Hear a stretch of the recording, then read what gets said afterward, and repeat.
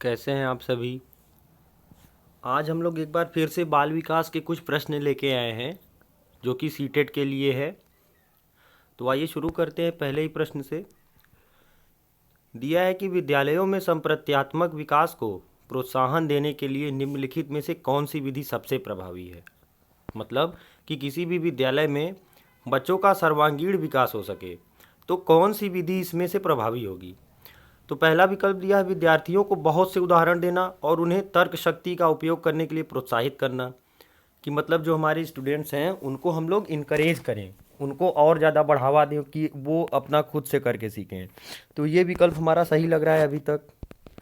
आगे भी विकल्प देख लेते हैं। जब तक विद्यार्थियों में वांछित संप्रत्यात्मक परिवर्तन न हो जाए तब तक दंड का उपयोग करना। तो दंड जो है ये एक निगेटिव वर्ड है, हम किसी भी प्रकार से दंड को नहीं प्रोत्साहित करते।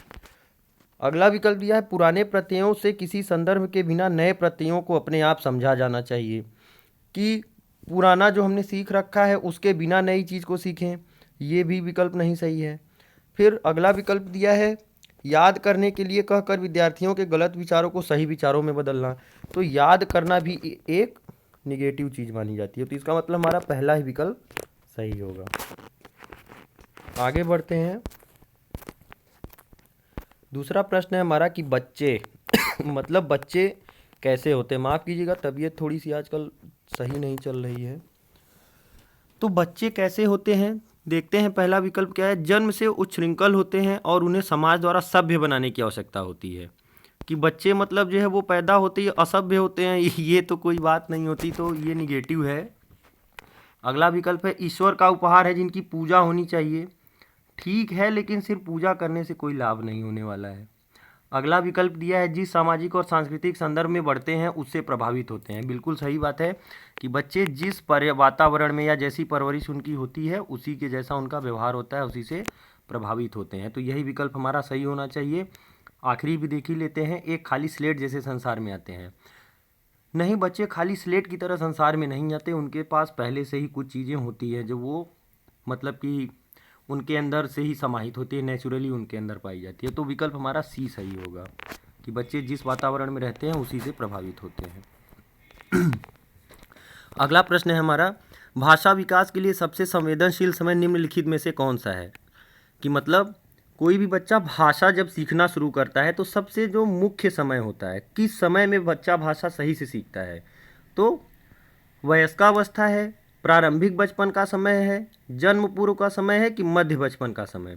तो इसका जो सही उत्तर होगा वो उत्तर हमारा हो जाएगा प्रारंभिक बचपन का समय जो होता है, यही होता है बच्चे का सबसे महत्वपूर्ण समय भाषा सीखने के संदर्भ में। आगे बढ़ते हैं हम लोग कि प्रारंभिक बाल्यावस्था इस अवधि की ओर संकेत करती है। प्रारंभिक बाल्यावस्था की उम्र क्या होती है, 2 से 8 वर्ष तक। इसमें बहुत ज़्यादा कुछ समझने की बात नहीं है, यही विकल्प हमारा सही होगा। अगला प्रश्न है हमारा एक 6 वर्ष की लड़की खेल कूद में असाधारण योग्यता प्रदर्शित करती है। उसके माता पिता दोनों ही खिलाड़ी हैं। उसे नित्य प्रशिक्षण प्राप्त करने भेजते हैं और सप्ताहांत में उसे प्रशिक्षण देते हैं। बहुत संभव है कि उसकी क्षमताएं निम्नलिखित दोनों के बीच परस्पर प्रतिक्रिया का परिणाम होगी। मतलब कि जैसे एक बच्ची है, उसके मम्मी पापा भी खिलाड़ी हैं और इसकी वजह से वो भी मतलब अच्छी खिलाड़ी है। उसके मम्मी पापा उसको हमेशा प्रैक्टिस भी करवाते रहते हैं खेल की। तो ऐसा किस वजह से है। तो पहला दिया है स्वास्थ्य और प्रशिक्षण, दूसरा है अनुशासन और पौष्टिकता, सी दिया है आनुवंशिकता और पर्यावरण, या चौथा है वृद्धि और विकास। तो देखिए ये जो लड़की है ये आनुवंशिकता और पर्यावरण के कारण ये लड़की खेल कूद में असाधारण योग्यता प्रदर्शन करती है। क्यों आनुवंशिकता, इसलिए क्योंकि उसके माता पिता भी खिलाड़ी हैं, इससे आनुवंशिकता। और पर्यावरण इसलिए कि उसके माता पिता ने ऐसा माहौल घर में बना के रखा है कि उसके घर में हमेशा खेल कूद का माहौल बना रहता है, इस वजह से वह लड़की आनुवंशिकता और पर्यावरण के कारण खेल कूद में असाधारण प्रदर्शन करती है। तो हमारा सी विकल्प सही हो जाएगा। आगे देखते हैं अगला प्रश्न हमारा 6 नंबर प्रश्न है बच्चे का विकास परिणाम है। मतलब जो बच्चे का विकास होता है वो किस वजह से होता है, पालन पोषण का, आनुवंशिकता और पर्यावरण के मेल का, सिर्फ आनुवंशिकता का, या सिर्फ पर्यावरण का।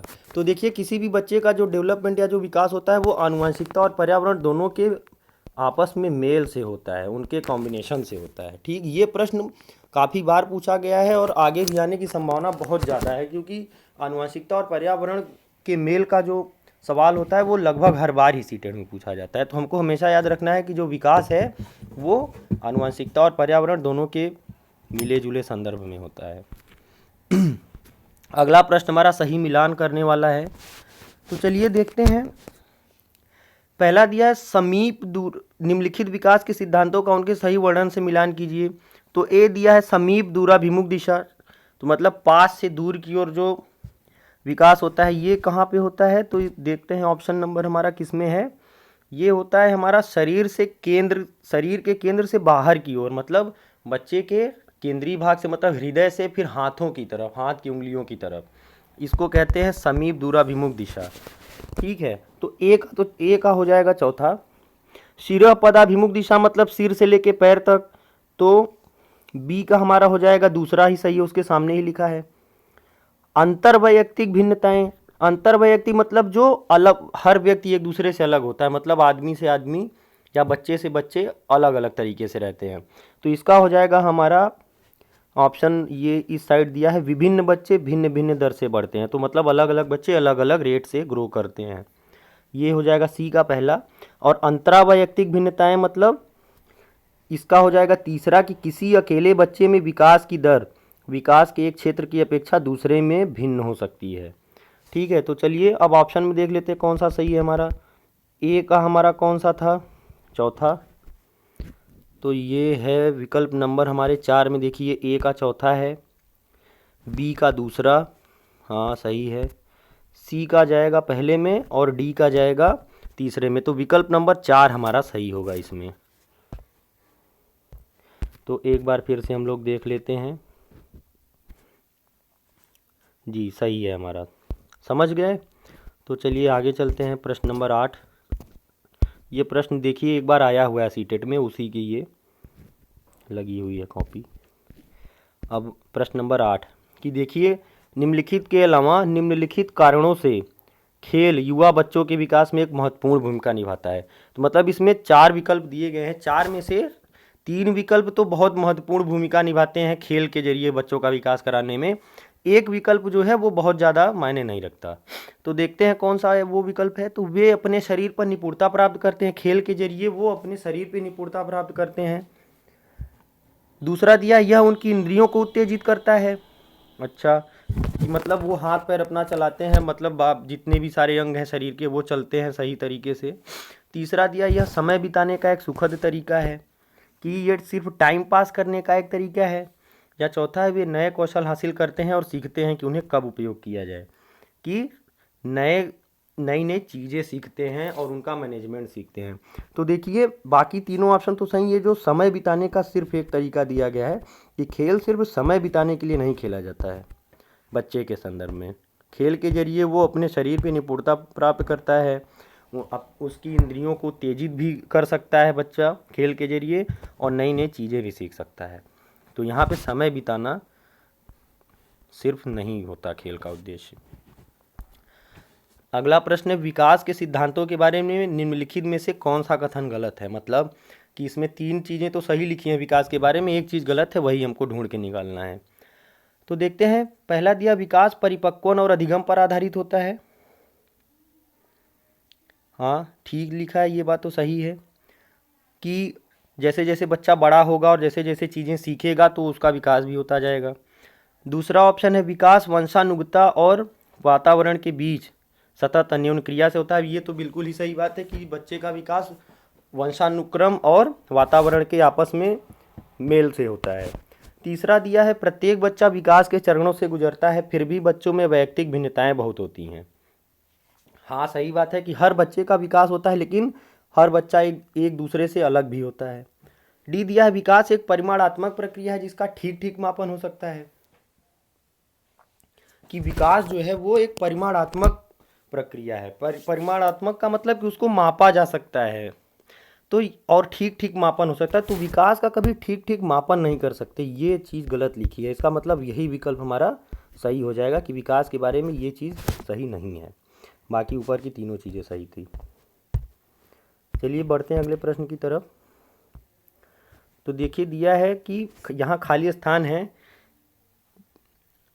कि विशिष्ट अन्योन्य क्रिया का परिणाम विकास के विविध मार्गों और निष्कर्षों के रूप में हो सकता है। देखिए इसका ऑप्शन सीधा सीधा वंशानुक्रम और पर्यावरण सही होगा। अभी मैंने ऊपर 2 प्रश्न में भी बताया था, अभी 2 प्रश्न इसी से संबंधित आए थे कि वंशानुक्रम तथा पर्यावरण की विशिष्ट अन्योन्य क्रिया का परिणाम विकास के विविध मार्गों और निष्कर्षों के रूप में हो सकता है। मतलब जो विकास है वो वंशानुक्रम और पर्यावरण की क्रिया से होता है। चलिए आगे है अगला प्रश्न हमारा, किसी शिक्षक के लिए वृद्धि और विकास के सिद्धांतों के बारे में जानना महत्वपूर्ण है, क्योंकि अब देखिए कोई भी, जैसे मान लीजिए अध्यापक है, मान लीजिए हम ही अगर बन जाते हैं या आप बन जाते हैं, तो हमारे आपके लिए वृद्धि और विकास के सिद्धांतों को जानना क्यों जरूरी है, इससे हमको क्या लाभ होगा। तो देखते हैं क्यों। यह ज्ञान बच्चों को पृथक करने में शिक्षक की सहायता करेगा, कि मतलब अगर हम जान गए कि वृद्धि और विकास होगा तो हम बच्चों को अलग अलग बैठाने लगेंगे। बी दिया, शिक्षक अच्छा प्रभाव डालने में समर्थ हो सकेगा, कि हम लोग अच्छा एक प्रभाव अपने आप को अच्छा साबित करेंगे क्लास में, ये भी नहीं है। सी है, बच्चों को सीखने के उपयुक्त अवसर प्रदान करने में यह ज्ञान शिक्षक के लिए सहायक होगा।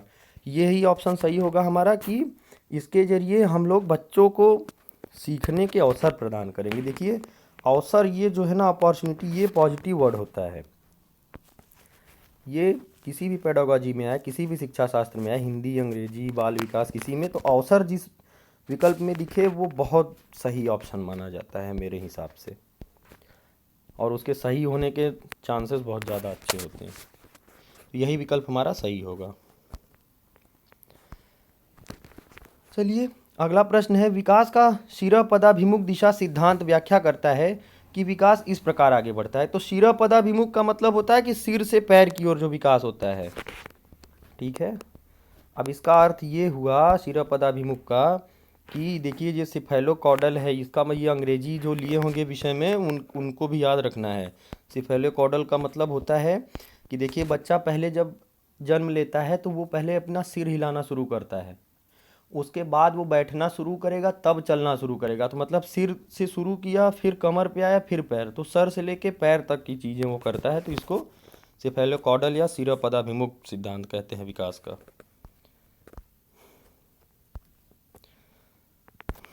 अगला प्रश्न हमारा,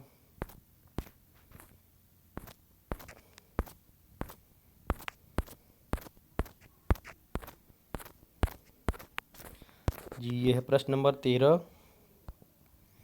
बार बार आगे बढ़ जा रहा है, माफ़ कीजिएगा।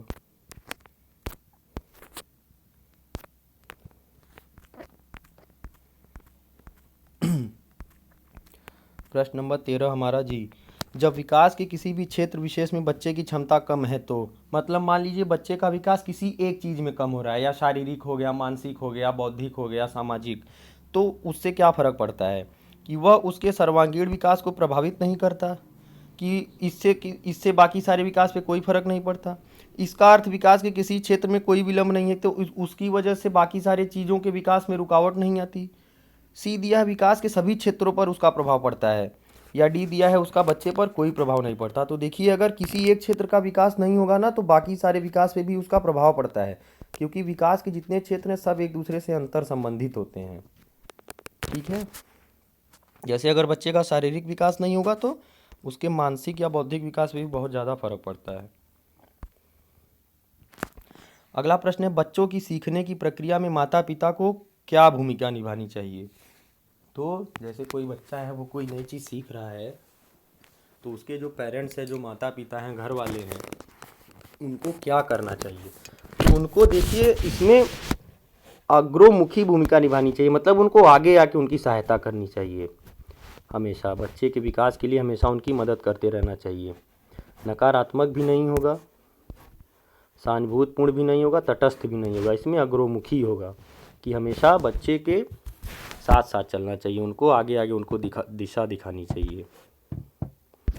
अगला प्रश्न है, विकास के सिद्धांत के बारे में निम्नलिखित में कौन सा कथन गलत है। देखिए कि इनमें से कौन सी चीज़ गलत लिखी है विकास के बारे में, कि विकास परिपक्वन और अधिगम पर आधारित होता है, ये तो सही है। विकास वंशानुगतता और वातावरण के बीच सतत अन्योन्य क्रिया से होता है, ये भी सही चीज़ है, ये भी सही है।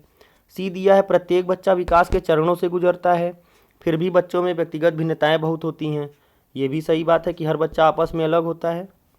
डी दिया है विकास एक परिमाणात्मक प्रक्रिया है जिसका ठीक ठीक मापन हो सकता है।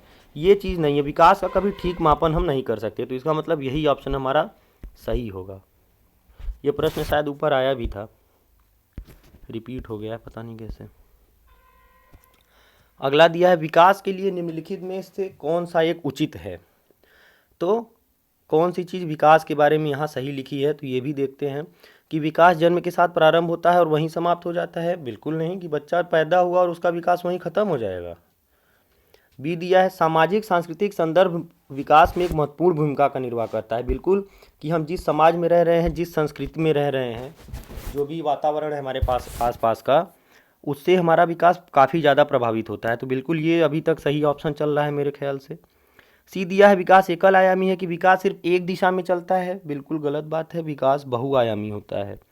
डी दिया है विकास पृथक होता है कि विकास पृथक होता है, ये तो कोई बात ही नहीं होती।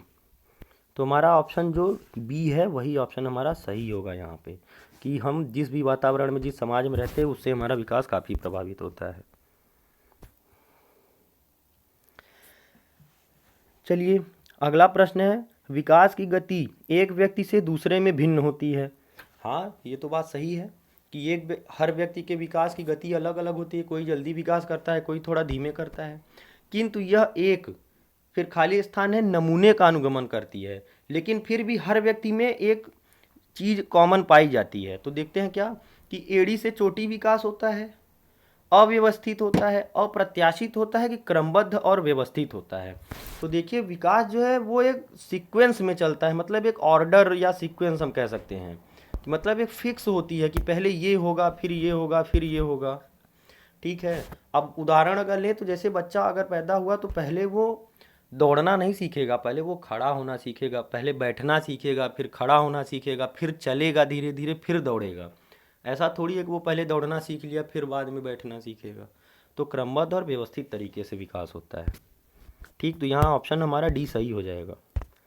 अगला प्रश्न है हमारा कि निम्नलिखित में से कौन सा उपागम अशांतकारी व्यवहार संबंधी विकार वाले बच्चों के साथ व्यवहार करने के लिए बच्चे को उसके आसपास के लोगों और सामाजिक संस्थाओं के साथ अंतःक्रिया करने का सुझाव देता है। कि मतलब जैसे देखिए ये प्रश्न समझना ये है इसमें कि मानिए आपके पास आपके कक्षा में कोई एक ऐसा बालक है जो कि अशांत है। अशांत का मतलब काफ़ी बदमाशी करता है, शरारत करता है, झगड़ालू किस्म का लड़का है कह सकते हैं। तो उसको एक सुझाव दिया जाता है कि आप अपने मतलब कि आसपास बच्चों के साथ या समाज के लोगों के साथ रहो, तुम सीखो उनके साथ कि कैसे व्यवहार किया जाता है। तो कौन सी चीज़ ऐसा सुझाव देती है बच्चों को? मनोगत्यात्मक, पर्यावरणीय, जीव वैज्ञानिक या व्यवहारवादी? तो देखिए जो व्यवहारवादी विकल्प दिया है यही विकल्प हमारा सही होगा, कि कोई भी बच्चा अगर जो है अगर व्यवहारवाद के संदर्भ में हम देखें तो अगर कोई अशांत बच्चा है, कोई शरारती बालक है, तो हमेशा व्यवहारवादी सिद्धांत के जो मनोवैज्ञानिक है वो हमेशा यही सुझाव देते हैं कि बच्चों को समाज के लोगों के साथ व्यवहार करना सिखाया जाए। तो यही विकल्प डी हमारा सही हो जाएगा, व्यवहारवादी। चलिए अगला प्रश्न है हमारा, ये कुछ मनोवैज्ञानिक की थ्योरी है, इसको हम लोग बाद में कभी समझेंगे। अगला प्रश्न है हमारा विकास शुरू होता है कि मतलब बच्चे का डेवलपमेंट कब शुरू हो जाता है। तो ए दिया है शैशवावस्था से, बी दिया है पूर्व बाल्यावस्था से, सी दिया है उत्तर बाल्यावस्था से, या डी दिया है प्रसवपूर्ण अवस्था से। प्रसवपूर्ण अवस्था मतलब जन्म से पहले, जब बच्चा अपने माता के गर्भ में होता है। तो हमेशा याद रखिएगा जब गर्भ में बालक होता है तभी उसका विकास शुरू हो जाता है। ठीक, तो विकल्प हमारा डी सही है कि बच्चे का विकास प्रसवपूर्ण अवस्था से शुरू होता है, जब गर्भ में आ जाता है तभी से। अगला प्रश्न हमारा मेरे ख्याल से आज का आखिरी प्रश्न भी होना चाहिए। दिया है कि क्या बच्चे इसलिए भाषा अर्जित करते हैं क्योंकि उनमें आनुवंशिक रूप से ऐसा करने की पूर्व प्रवृत्ति होती है, या उनके माता पिता प्रारंभिक अवस्था से ही उन्हें गहन रूप से सीखते हैं? यह प्रश्न आवश्यक रूप से दर्शाता है। अब ये किस प्रकार का प्रश्न, मतलब ये जो प्रश्न पूछा गया है कि बच्चा जो है वो भाषा सीखता है क्योंकि उसमें पहले से भाषा सीखने की एक क्षमता होती है, या उसके माता पिता शुरू से वो उसके पैदा होते ही उसको सिखाना शुरू कर देते हैं, बोलो बोलो ये बोलो वो बोलो, मम्मी पापा जो भी है। तो ये किस प्रकार का प्रश्न है? तो ये पहला जो विकल्प दिया है, प्रकृति और पोषण पर बहस, बिल्कुल यही विकल्प हमारा सही हो जाएगा। क्योंकि प्रकृति का तात्पर्य होता है जो आनुवंशिकता होती है बच्चे की, कि उसको उसके मम्मी पापा से क्या गुण मिले हैं, उसके पूर्वजों से क्या लक्षण उसके अंदर आए हैं, तो ये होती है प्रकृति। और पोषण मतलब कि वो कौन से वातावरण में रह रहा है। ठीक है, तो ये प्रकृति और पोषण पर बहस है एक तरीके से। तो चलिए आज क्या इतना ही है, आज हम लोग ख़त्म करते हैं इसको। अगर कोई समस्या रहा करे तो आप लोग कमेंट में ज़रूर एक बार बोल दिया कीजिएगा।